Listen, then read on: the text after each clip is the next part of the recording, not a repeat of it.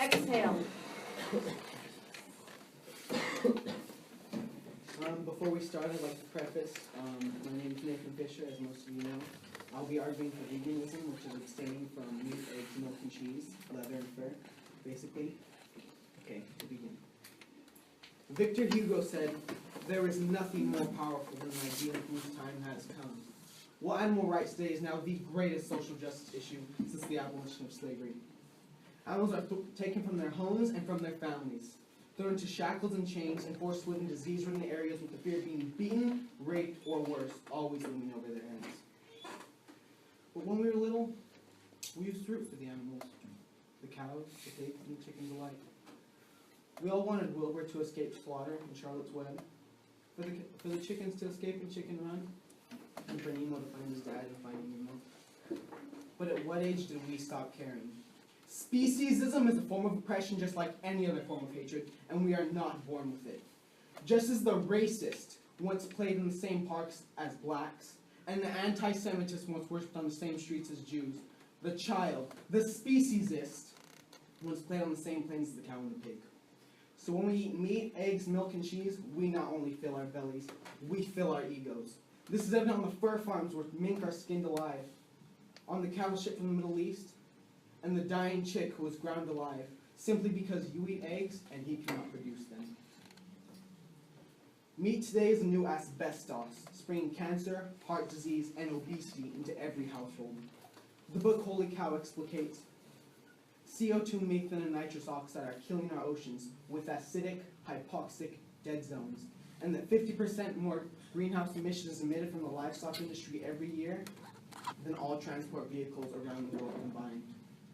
World Wildlife Organization points out that the cattle industry alone contributes to 36 football fields worth of deforested every minute, which contributes to the 500 million pounds of feces produced by the livestock industry every year, and intense soil erosion. King's College in London says we can save more water by cutting 1 pound of meat from our diet than not showering for an entire 6 months. According to Cornell University, 800 million people are starving today. This is a direct result of 70% of the world's corn, soy, and oats going to the livestock industry.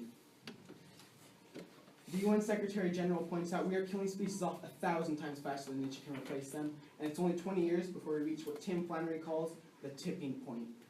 All the while, our Cornell and Harvard say that the optimal amount of meat in a healthy human diet is precisely 0. In an 18th century sermon, William Ing said, "If animals ever formed an organized religion, the devil would be depicted in human form." We must be the devil to animals, because this idea of inflicting a lifetime of pain and suffering on a species for a mere moment of palate pleasure is by far the most repugnant and atrocious of notions in human history. 100 years in the future, people will look back in the same manner we have on all of our discrimination-ridden past and ask themselves, how could people do this? How could people stand by while these atrocities are taking place? They will look back in the same manner we have on Hitler and ask themselves, how could he convince so many to commit such atrocities? How could Bull O'Connor beat blacks in the streets while whites justify it in their households? But my friends, the same thing is happening today. McDonald's has convinced you meat is a personal choice. Wingstop has led you to believe it's all right to participate in the rape and murder of chickens simply because meat tastes good. And worst of all, Tyson has led you to believe that the rape, murder, torture, mutilation, and castration that occurs in slaughterhouses, as if these things are a walk in the park, can all be done humanely. You have to put yourself in the animal's position. Who are we as Christians, as Americans, and as humans if we cannot guarantee the simple and unalienable right of life to animals?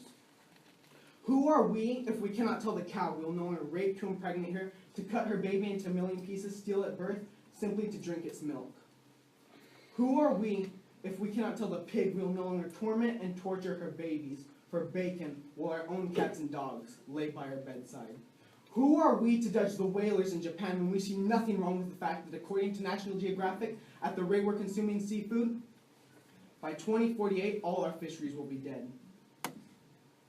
This mentality of carnism is constructed around the ideology that might makes right. It is a mentality of privilege and oppression, of subjugation and domination. It is this mentality that constitutes a life to a unit or a thing, to a meal or a fashion appliance, to reduce something's being entirely It is this mentality that causes us to feel justified in our actions, in our atrocities, because they're committed against just blacks, or just women, or in this case, just animals.